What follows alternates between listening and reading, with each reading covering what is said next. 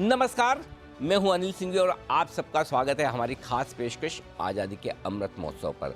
और इस बार देश मना रहा है आज़ादी के 75 साल पूरे होने का जश्न, और हम मना रहे हैं उससे कहीं आगे आज़ादी के 100 साल पूरे होने की आगे की जो 25 साल की यात्रा है।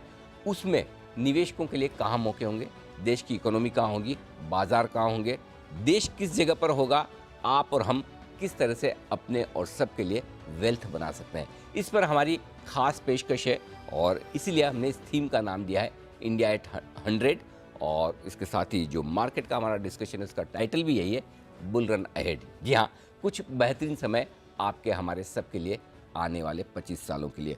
आइए, एक बेहद खास मेहमान मेरे साथ कार्यक्रम में शामिल हो रहे हैं, जो बाज़ार की चाहे वो भारतीय बाज़ार हों चाहे दुनिया भर के बाज़ार हों, बड़ी गहरी पकड़ रखते हैं। साथ ही माइक्रो और मैक्रो फैक्टर्स दोनों पर उनकी बड़ी पैनी नज़र होती है, और देश की इकोनॉमी, देश की पॉलिसीज़ और बाज़ारों को बखूबी जानते पहचानते हैं, और जिन्हें 35-40 सालों का गहरा अनुभव भी है। आइए मुलाकात करते हैं देश के दिग्गज mutual fund HDFC mutual fund के MD और CEO नवनीत मुनोत साहब हमारे साथ कार्यक्रम में हो रहे हैं शामिल। नवनीत जी, बहुत बहुत स्वागत है। सबसे पहले तो आपको HDFC म्यूचुअल फंड की पूरी टीम और आपके लाखों इन्वेस्टर्स जो हैं खुश हैं मुस्कुराते हुए, उन सबको बहुत बहुत बधाई आज़ादी के अमृत महोत्सव की। अनिल जी, आपको भी जी बिजनेस के पूरे परिवार को और सभी दर्शकों को आज़ादी के अमृत महोत्सव की बहुत बहुत बधाई, और आने वाले अमृत काल के लिए बहुत बहुत शुभकामनाएं। लगभग इसी समय पिछले साल हमने मुलाकात की थी, बात की थी, और तब आपने एक बड़ी इंटरेस्टिंग चीज़ बताई थी कि वैसे तो हम हर साल आज़ादी का महोत्सव मनाते हैं, लेकिन देश को वित्तीय आज़ादी चाहिए। और वित्तीय आज़ादी की हम बात करते तो बड़ी आपने जो कहना चाहिए कि एकदम जब माइक्रो लेवल पर जाकर जो होता है ना कि देश में महिलाओं की तरफ से या छोटी छोटी जगहों में लोगों की आदत वो फाइनेंशियल सेविंग की है नहीं, और वो अपना पैसा बरनी में रखते हैं। और बड़ी इंटरेस्टिंग थीम आपने चलाई थी, बरनी से आज़ादी। 1 साल हो चुका है आपकी उस थीम को, बताएं। नहीं, पूरे देश में हमारे लिए मूवमेंट है अनिल जी। मैंने कहा था हमारा एक लक्ष्य है अगले 25 साल में जिस तरह से देश सशक्त बनेगा, समृद्ध बनेगा, सुदृढ़ बनेगा, स्वस्थ भारत बनेगा, तो उसमें हर भारतीय की भागीदारी होनी चाहिए, हर भारतीय का प्रयास भी हो, और वो ग्रोथ के अंदर सबकी भागीदारी होनी चाहिए। और म्यूचुअल फंड एक वो जरिया है कि अगर आप 100, 500, 1000 रुपये, 5,000 रुपये महीना लगा करके भी over a long period of time देश में जो प्रगति हो रही है, देश की जो विकास हो रही है, देश में जो कॉर्पोरेट्स के प्रॉफिट्स बढ़ रहे हैं, उसमें आपकी भी भागीदारी बन सकती है। तो बरनी से आज़ादी हमारे लिए एक बड़ा मूवमेंट था, to be the wealth creator for every Indian, की हर घर घर में जाकर अलग जगह है। अनिल जी, आपने उस दिन देखा प्रधानमंत्री ने गिफ्ट सिटी में कहा कि पूरे म्यूचुअल फंड इंडस्ट्री को और उससे जुड़े हुए सभी लोगों को कहा कि 10 लाख करोड़ जो AUM था 2014 में, आज 35-36 लाख करोड़ का हो गया है 2022 में। तो सबको उन्होंने बधाई दी, लेकिन साथ में अगला जो उनका सेंटेंस था कि लोग निवेश करना चाहते हैं और लोगों को निवेश करना है, ज़रूरत है कि इस बात को हम जागरूकता हम सब जगह जाकर के जगाएं। तो चाहे वो बच्चे स्कूल में पढ़ रहे हो, चाहे कॉलेज में पढ़ रहे हो, चाहे महिलाएं जो घर पर हैं या महिलाएं जो काम कर रही है, सब जगह पर हम जाकर वो एक निवेश के बारे में जागरूकता जगाएं, और उसी में हम सब लगे हुए हैं। आपका तो बहुत प्रयास है, तो आपको भी बहुत बहुत बधाई और धन्यवाद। धन्यवाद। बिल्कुल कोशिश करते हैं। मुझे याद है, मैं आपको है ना वो थोड़ा सा फ्लैशबैक में ले जाना चाहता हूँ पिछले साल। और क्योंकि जब छोटी छोटी जगहों में आप बात करते हैं, क्योंकि चलिए मेट्रो सिटीज़ में, सेमी मेट्रो सिटीज़ में तो काफ़ी हद तक थोड़ी थोड़ी वित्तीय साक्षरता आ रही है, लेकिन अब ये जो फाइनेंस, इन्वेस्टमेंट, सेविंग्स, ये देश में छोटी छोटी जगहों पर पहुंच रही है। और इसीलिए आपने जिस मुहिम की शुरुआत की, मैं एक बार आपको सुनवाना चाहता हूं कि पिछले साल हमने इस वक्त क्या बात की थी। क्या कुछ बदला है 75 सालों में आज़ादी के बाद से निवेश करने के तौर तरीकों में? धीरे धीरे हम कैसे डेवलप होकर कहाँ बढ़ रहे हैं? तो एक समय था जब पैसा निवेश करना मतलब या तो ज़मीन में कहीं सोना नीचे रख दें, और या फिर बरनी में लॉकर भी नहीं होते थे। हाँ, लॉकर भी नहीं होते थे, तो घर में लोग तिजोरी में रखते थे या ज़मीन के नीचे रखते थे, और या बरनी में कैश रखते थे या कलदार रखते थे। आज हमें वो बरनी से आज़ादी चाहिए, आज हम जो ज़मीन के नीचे रख रहे थे उससे आज़ादी चाहिए, और वो आज़ादी काफ़ी हद तक हम उसमें प्रोग्रेस कर पाए हैं। म्यूचुअल फंड में हमारा भी यही लक्ष्य है, wealth creator for every Indian, कि एक 500 रुपये, 1000 रुपये की SIP के जरिए भी लाखों रुपए over a period of time की वेल्थ क्रिएट हो सकती है। तो आज के 25 साल पहले अगर किसी ने 10,000 रुपये महीने की SIP करी, कुछ ऐसे फंड्स हैं जहाँ पर हमारे भी हैं कुछ ऐसे फंड जहाँ पर आज अगर वो उसकी वेल्थ देखेंगे तो 8-9 करोड़ रुपया हो गई। तो ये है आपके लिए फाइनेंशियल सेविंग और उनको उन्हें ढंग से म्यूचुअल फंड में इन्वेस्टमेंट करने का जरिया, और इस मुहिम की शुरुआत पिछले साल की थी। अब आइए थोड़ा फोकस करते हैं आने वाले समय के लिए। हम इस वक्त इंडिया एट 100 मना रहे हैं कि हम ये चाहते हैं कि लोगों को एक पर्सपेक्टिव मिले। जैसा आपने अभी कहा भी कि अगर आप निवेश करते तो आज 10,000 रुपये निवेश करके आप 8-9 करोड़ रुपए उतना बड़ा कॉर्पस बना सकते हैं। अगले 25 साल कहाँ देखते हैं आप हिंदुस्तान की इकोनॉमी को, कितनी बड़ी हो सकती है? बहुत बड़ी हो सकती है अनिल जी। अगर हम देखें, हमारे पास डेमोक्रेसी, डेमोग्राफिक्स, डिमांड और डिजिटलाइजेशन, ये 4 बहुत पावरफुल फोर्सेस है। मैंने एक एक्रोनिम बना दिया 4 का D का, प्रधानमंत्री ने भी शायद 1-2 बार कहा है। और ये इतना पावरफुल फोर्स है डेमोग्राफिक्स का। पूरे विश्व में पॉपुलेशन अभी एजिंग होती जा रही है। चाइना में नई लेबर फोर्स की सप्लाई नहीं आएगी अगले कई दशकों तक। भारत ही ऐसा होगा जहाँ पर बड़ी एक लेबर फोर्स पूरे विश्व को मिलेगी। तो चाहे सर्विसेज के सेक्टर में हो, मैन्युफैक्चरिंग के सेक्टर में हो, एग्रीकल्चर के सेक्टर में हो, एक्सपोर्ट्स में और डोमेस्टिक इकोनॉमी, हर जगह बड़े मौके हैं। और पिछले कई वर्षों में जो रिफॉर्म्स हुए हैं उन सब का दूरगामी परिणाम तो अब अगले 25 सालों में हमको देखने को मिलेगा। चाहे GST हुआ या IBC हुआ या रेरा हुआ, या जिस तरह से हमने कई क्षेत्रों में PLI की वजह से जो मैन्युफैक्चरिंग सेक्टर में रिवाइवल आ सकता है। पेंडेमिक के बाद जो सप्लाई चेन डाइवर्सिफिकेशन हो रहा है चाइना से दूसरे देशों में, उसका जो हमारे मैन्युफैक्चरिंग सेक्टर पर असर पड़ सकता है, उन सब का आगे कई वर्षों तक हमें बहुत अच्छे परिणाम देखने को मिलेंगे। तो भारत जो विश्व की अभी 25 साल में बहुत चांसेस हैं कि विश्व की सबसे fastest growing economy, major economies में एक रहेगा। तो एक सशक्त भारत, एक सुदृढ़ भारत, एक समृद्ध भारत, एक स्वस्थ भारत हम ऐसा बना पाएंगे। और जब आप कह रहे हैं कि देश मजबूत होगा, इकोनॉमी मजबूत होगी, तो मार्केट तो होंगी, बिल्कुल होने चाहिए। कितने? आप 25-30 साल में देख लीजिए, अगर 12-13% की नॉमिनल GDP बढ़ी, कॉर्पोरेट्स के मुनाफे भी उतने बढ़े और शेयर मार्केट ने भी उससे थोड़ा सा बेटर ही रिटर्न दिया है। पिछले कुछ वर्षों में कॉर्पोरेट्स के मुनाफे कम बढ़े हैं, पिछले 1 साल से वापस उसमें रिवर्सल चालू हुआ है, एक पॉजिटिव ट्रेंड चालू हुआ है। अगले कई वर्षों तक हो सकता है नॉमिनल GDP से थोड़े से कॉर्पोरेट मुनाफे ज़्यादा बढ़े, क्योंकि corporate profit as a percentage of GDP थोड़े से कम हो गए थे 5-7 साल में, वो वापस रिवाइवल चालू हुआ है। और कॉर्पोरेट सेक्टर ने अपनी बैलेंस शीट को बहुत मजबूत कर ली पिछले कुछ वर्षों में, बैंकिंग सेक्टर ने अपनी बैलेंस शीट को बहुत मजबूत कर ली। तो मजबूत बैलेंस शीट पर जैसे ही एक इन्वेस्टमेंट साइकिल का रिवाइवल आएगा तो अगले कई वर्षों में हमें और प्रगति देखने को मिलेगी।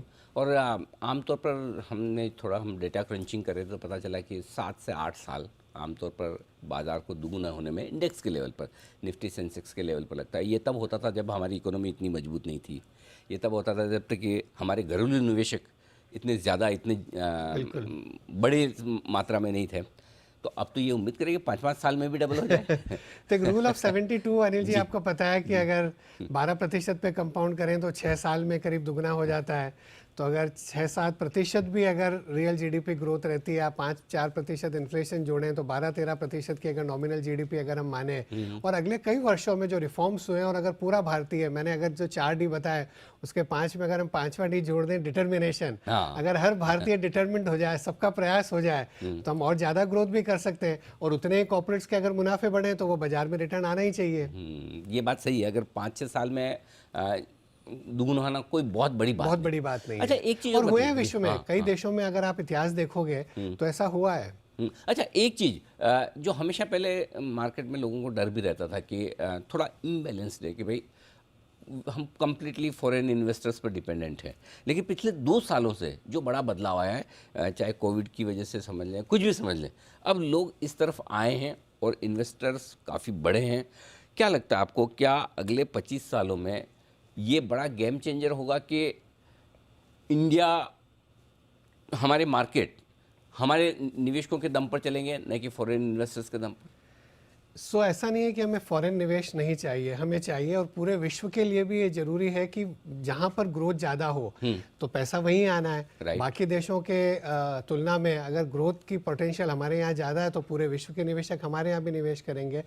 पर यहाँ का जो पैसा था, जो यहाँ की जो बचत थी, वो बाजार में नहीं आ रहा था इतने साल तक। अभी हमने जो ट्रेंड चेंज होते हुए देखा है, म्यूचुअल फंड सही है, लोगों को समझने लगा है। पिछले साल जब हमने करीब 1-1.5 साल पहले बात करी तो करीब 2.5 करोड़ के आसपास निवेशक थे, अभी वो 3.5 करोड़ निवेशक हुए हैं। करीब 1 करोड़ से ज़्यादा निवेशक 1 साल में जुड़े। डिमेट अकाउंट देखो तो आप इतने ज़्यादा खुले, तो पूंजी बाजारों के प्रति लोगों का विश्वास बढ़ गया है। लोगों को लग रहा है कि अगर लंबे समय में पैसा ज़्यादा बनाना है, इन्फ्लेशन को बीट करना है, तो ये एक तरीका है। और म्यूचुअल फंड एक बहुत ही सीधा, एक अच्छा सरल तरीका है जहाँ पर आप डिसिप्लिन के साथ एक एसआईपी चालू कर दी, बैंक में मैंडेट दे दिया, पैसा कटता जा रहा है और धीरे धीरे बढ़ता जा रहा है। तो ये एक बहुत बड़ी ताकत हमारी बन जाएगी। आप सोचो अगर $3 ट्रिलियन की इकोनॉमी में 20% हमारी अगर सेविंग्स रेट हो, $500-600 बिलियन हर साल का देश के निवेशक ही हमारे यहाँ लगा सकते हैं, तो वो over a period of time कितना बढ़ता चला जाएगा। हमें भी बाहर जाकर पैसा लगाना पड़ेगा ऐसा लगता नहीं, है, वो बिल्कुल सिचुएशन आ सकती है। सही बोला। जब एक देश की अर्थव्यवस्था इतनी बड़ी बन जाएगी, हमारा निवेश का पूल जब इतना बड़ा बन जाएगा, तो यहीं के निवेशक विश्व के कई, जब 25 साल बाद जब हम बहुत बड़े बन जाएंगे तो हम देखेंगे और कहाँ संभावना है, वहाँ भी निवेश करेंगे। दूसरे मार्केट कहेंगे भारत के एफआईज आए हैं। आज भारत के निवेशक आए निवेश करने, बिल्कुल सही है। और ये बड़ी बात नहीं है। 25 साल में अगर आप पिछले 25 साल भी देखोगे हम कहाँ थे और आज कहाँ आ गए, अगले 25 साल में यहाँ से बढ़ना ही है। क्या कुछ बड़ा बदलेगा देश में अगले 25 सालों में, आपको क्या लगता है? नहीं, बहुत कुछ। हमसे अगर करीब 200-250 साल पहले का इतिहास देखें तो सदियों तक हम विश्व की बड़ी अर्थव्यवस्था में रहे। हम करीब उस समय ऐसा कोई जीडीपी कैलकुलेट नहीं होती थी, बट ऐसा मानना है कि करीब 25-30% ग्लोबल जीडीपी खाली भारत की थी। 25-30%। हम वाणिज्य के क्षेत्र में, उद्योग के क्षेत्र में, व्यापार के क्षेत्र में विश्व में बहुत बड़ी ताकत थे, बहुत बड़ी ताकत थे, सैकड़ों हजारों साल तक। ये गुलामी के हमारे कुछ साल, कुछ दशक या कुछ सदियां निकली, बट वापस अभी परिवर्तन हुआ है। 1947 में हमें आज़ादी मिली। सही मायने में देखें तो इकोनॉमिक आज़ादी शायद 1991 से चालू हुई, जब रिफॉर्म चालू है, वैश्वीकरण हुआ, उदारीकरण हुआ।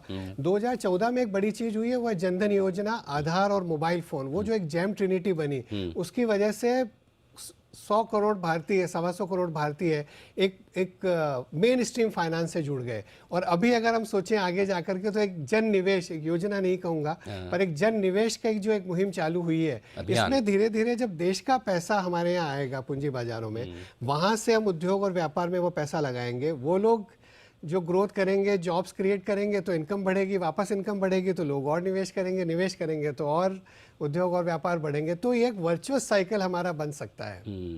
यानी कि बहुत कुछ बेहतर होने वाला है। मार्केट के लिहाज से क्या लगता है आपको, क्योंकि हर बार ये होता है कि तेज़ी के मार्केट भी होते हैं, मंदी के मार्केट भी होते हैं, नई नई थीम्स आती है, पुरानी थीम्स चली जाती है, नए कॉर्पोरेट घराने आते हैं जो चमकते हैं, पुराने पीछे हो जाते हैं।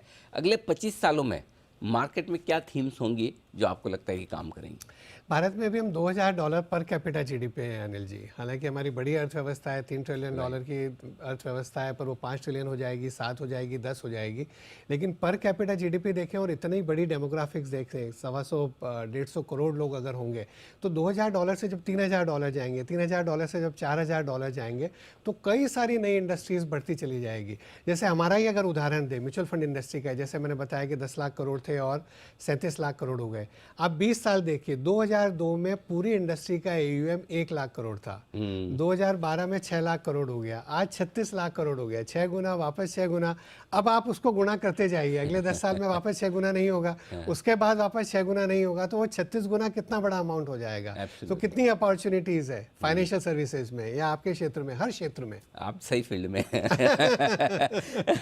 लेकिन एक चीज़ जो लोग सोच रहे हैं कि हाँ हिंदुस्तान का समय आ गया है, क्या वाकई में 20-25 साल का व्यू लेकर पैसा लगाना इस वक्त ठीक है?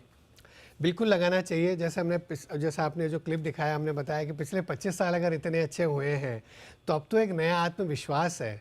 अब तो जो रिफॉर्म्स हुए हैं उसका परिणाम तो अभी हमको देखने को मिलेगा अगले 25 सालों में। छोटी सी अब आप GST देखिए और उसकी वजह से गवर्नमेंट के रेवेन्यूज़ कितने बढ़ गए हैं, या हर क्षेत्र में देखिए किस तरह से हम प्रगति कर रहे हैं। तो आज पहले हमको एक बार डर लगता था कि यार ऑयल प्राइसेस बढ़ेंगे तो ऑयल का इंपोर्ट्स हमारे यहाँ इतना तो देश को एक बड़ी चुनौती हो जाती थी आर्थिक। लेकिन आज हमारा जो सॉफ्टवेयर का एक्सपोर्ट्स है वो ऑयल के इंपोर्ट से ज़्यादा हो गया। तो हम जो सॉफ्टवेयर बेच रहे हैं, data is the new oil, अगर हम वो बेच रहे हैं तो ऑयल का जो इंपोर्ट था उससे ज़्यादा हो गया। इस तरह की कई संभावनाएं और आगे भी निकलेगी। फाइनेंशियल सर्विसेज भी एक बड़ी एक्सपोर्ट इंडस्ट्री बन सकती है। हम पूरे विश्व के लिए फाइनेंशियल सर्विसेज प्रोवाइड कर सकते हैं। आज हजारों लोग हैं जो विश्व की बड़ी संस्थाओं के लिए भारत में काम करते हैं, लेकिन उनके फ्रंट ऑफिस भी बन सकते हैं अगर गिफ्ट सिटी जिस तरह से आगे बढ़ती रहेगी धीरे धीरे। तो बहुत संभावनाएं हैं देश में। रिस्क क्या हो सकती है मार्केट के लिए, इकोनॉमी के लिए क्या रिस्क हो सकती है? से अगर 25 साल का व्यू लें तो रिस्क कम हो जाती है। छोटे समय में बाजार में हमेशा वॉलेटिलिटी रहती है। अगर मैं फरवरी में आपके यहाँ था, बाजार एक नई ऊंचाई पे था, निफ्टी 12,000 था, लेकिन किसी को नहीं पता था कि 1 महीने के बाद कोविड हो जाएगा और इस तरह से एक आर्थिक चुनौती, इतनी बड़ी एक हेल्थ केयर की क्राइसिस, इतनी बड़ी एक ग्लोबल जियोपॉलिटिकल क्राइसिस आ जाएगी। पर इतनी क्राइसिस आने के बाद भी अनिल जी 12,000 में अगर आपने फरवरी में निवेश कर दिया ऑल टाइम हाई पे, आज हम कितने 17,000 के आसपास हैं। हमारे फ्लेक्सी कैप फंड की मुझे याद है एनएवी कुछ तो 650-70 रुपए से 400 रुपए करीब हो गई थी मार्च में, पर किसी ने अपनी एसआईपी जारी रखी तो आज 1,000 रुपए के ऊपर वापस चली गई। तो इस तरह की वॉलेटिलिटी रहेगी। विश्व में कभी ब्याज दरें ऊपर जाएगी, कभी नीचे जाएगी। विश्व में कभी ऑयल के प्राइसेस ऊपर जाएंगे, कभी नीचे जाएंगे। कभी कोई जियोपॉलिटिकल रिस्क जैसे हमने रशिया यूक्रेन का देखा, कभी कोई चाइना ताइवान के बारे में हम सुनते हैं, कभी कुछ और सुनते हैं। इस तरह की चीज़ें होती रहेगी। उसके लिए हमें तैयार रहना चाहिए, क्योंकि बाजार में पैसा ज़्यादा इसीलिए बनता है क्योंकि बाजार में वॉलेटिलिटी होती है। कई जने नहीं लगाते हैं, जो लगाते हैं उनको वो फ़ायदा मिल जाता है। अब ये बताइए कि अगले 25 सालों में HDFC म्यूचुअल फंड में क्या बदलेगा, क्या कुछ बदलाव होंगे, ये बताइए। नहीं तो जैसा हमने स्टार्ट किया आज 22-23 साल पहले, जब 100 करोड़ और 500 करोड़ से शुरुआत हुई होगी और आज 4 लाख करोड़ के ऊपर मैनेज कर रहे हैं। और वो जब मैंने बताया आप रूल ऑफ 72 लगा लीजिए, अगर 12% तो नॉमिनल GDP ग्रो हो रही है और अगर निवेश उससे ज़्यादा दर से बढ़ता है तो हम उसको एक्स्ट्रापोलेट कर सकते हैं हम कहाँ पर होंगे। हमने तो एक विजन बनाया अनिल जी हमारे लिए, to be the most respected asset manager in the world. हमने ये नहीं कहा इन इंडिया, बिकॉज इंडिया में तो रेस्पेक्ट है ही ब्रांड की, इन द वर्ल्ड की। जब 25 साल में भारत इतनी बड़ी अर्थव्यवस्था बनेगा, हमारे पूंजी बाजार इतने बड़े बनेंगे, हमारी निवेश का पूरा इकोसिस्टम जब इतना बड़ा बनेगा, तो यहाँ की कुछ संस्थाएं हैं जो पूरे विश्व स्तर की होगी। उस विश्व स्तर में हम सबसे बड़े रेस्पेक्टेड, सबसे बड़े सम्मानीय कैसे बन सके।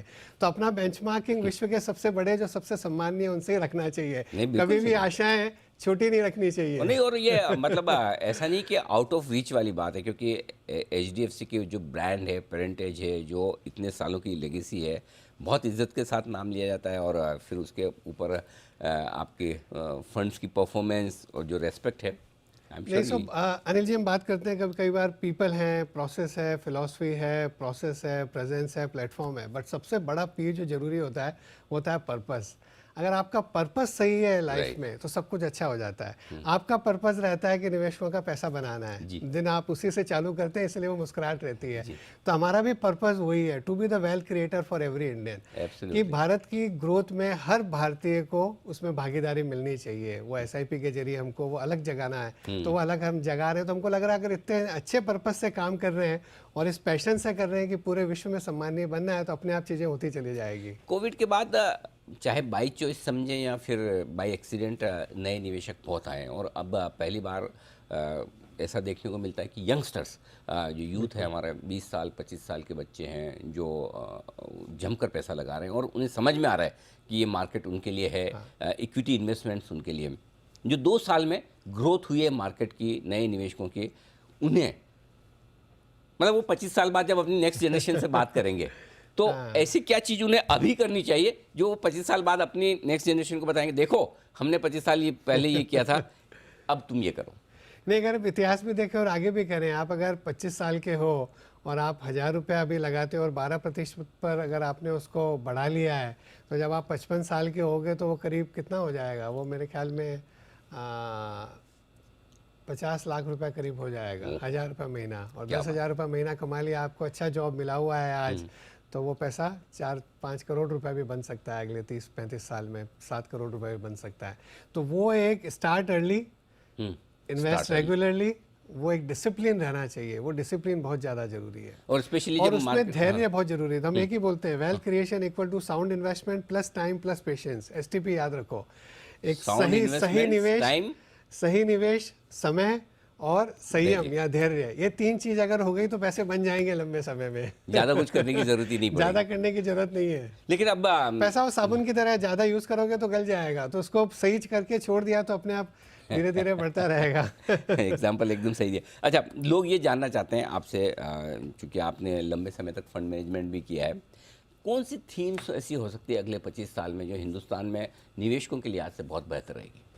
सारी अनिल, जैसे हमने बताया कि धीरे धीरे जिस तरह से वित्तीयकरण हो रहा है या फाइनेंशियलाइजेशन ऑफ सेविंग्स हो रही है, तो पूरे फाइनेंशियल सर्विसेज में अपॉर्चुनिटीज़ हैं, मैन्युफैक्चरिंग के सेक्टर में अपॉर्चुनिटीज़ हैं। जिस तरह से भारत बढ़ता जाएगा तो कंजम्पशन में हर जगह पर भारत में अपॉर्चुनिटीज़ हैं। और ये वाला जो साइकिल है थोड़ा सा डिफरेंट होगा, क्योंकि इस बार हम इन्वेस्टमेंट साइकिल पर सरकार जोर देना चाह रही है, और प्राइवेट सेक्टर भी बैलेंस शीट्स अगर बेटर हो गई है और धीरे धीरे जब निवेश बढ़ेगा, एक कैपेक्स साइकिल नया चालू होएगा, तो कई क्षेत्र जो उससे जुड़े हुए थे उन सबको भी फायदा होगा। 92 93 में आपने करियर शुरू किया होगा शायद, लगभग। हाँ। लगभग तब सोचा था कि इंडिया में इन्वेस्टमेंट्स मार्केट म्यूचुअल फंड इस लेवल पर होंगे, तो उस हिसाब से सोच सकते हैं कि 25 साल बाद तो कुछ ऐसी चीज़ होगी जो हम आज सोच नहीं सकते, देख नहीं सकते। एक बिल गेट्स का एक कोट है कि हम हमेशा एक साल में कुछ ज़्यादा सोच लेते हैं, उतना होता नहीं है, लेकिन 10 साल के लिए जितना सोचते हैं उससे बहुत ज़्यादा हो जाता है। We always over estimate what can happen in 1 year, we under estimate what can happen in 10 years. और यहाँ तो हम 25 साल पहले की बात कर रहे हैं। जब मैं बता रहा हूँ इंडस्ट्री जब लाख करोड़ की थी तो सोच नहीं सकते थे कि हम 35-36 गुना हो जाएंगे अगले 20 साल में। 20 साल ऐसे निकल जाते हैं। बिल्कुल ठीक बात है, और आपके हमारे सामने ये सब कुछ होता दिखा है, और उम्मीद करते हैं अगले 25 साल इससे भी बेहतर, इससे भी दमदार हो। और क्यों नहीं होगा, हिंदुस्तान का समय है, और जिस सिचुएशन में, जिस परिस्थिति में आज हमारा देश है, वो अब तक की सबसे बेहतरीन है। तो पर इसमें सबका प्रयास लगेगा। एक मैथिली शरण गुप्त की कविता, 4 लाइनें हैं। जी प्लीज। विचार लो कि मरते हो ना मृत्यु से डरो, कभी मरो परंतु यो मरो की याद तो करे सभी। हुई न यो सो मृत्यु तो वृथा मरे वृथा जिए, मरा नहीं वही जो जिया न आपके लिए। है पशु प्रवृत्ति है कि आप ही चरे, मनुष्य है वही जो मनुष्य के लिए मरे। आज़ादी का अमृत काल अगर बनाना है तो सबको उसी लक्ष्य से, सबको उसी एक साहस से, सबको उसी एक भावना से आगे बढ़ना पड़ेगा कि हमें आगे बढ़ना है और सबके लिए अच्छा करना है। बिल्कुल, और मुझे पूरा विश्वास है कि आपके नेतृत्व में जो पूरी इंडस्ट्री है म्यूचुअल फंड की और आपके खुद के फंड्स हैं, वो निवेशकों को आर्थिक आज़ादी देने के तरफ बहुत बड़ा प्रयास कर भी रहे हैं और आगे भी करेंगे। नवनीत जी, बहुत बहुत धन्यवाद समय देने के लिए, स्टूडियो में आने के लिए, और आज़ादी के अमृत महोत्सव पर अपने विचार हमारे दर्शकों को बताने के लिए। और एक बार फिर से आपको बहुत बहुत शुभकामनाएं। आप सबको बहुत बहुत बधाई। बिल्कुल, तो ये था हमारा खास शो। आज के लिए इतना ही, बने रहिए हमारे साथ। नमस्कार।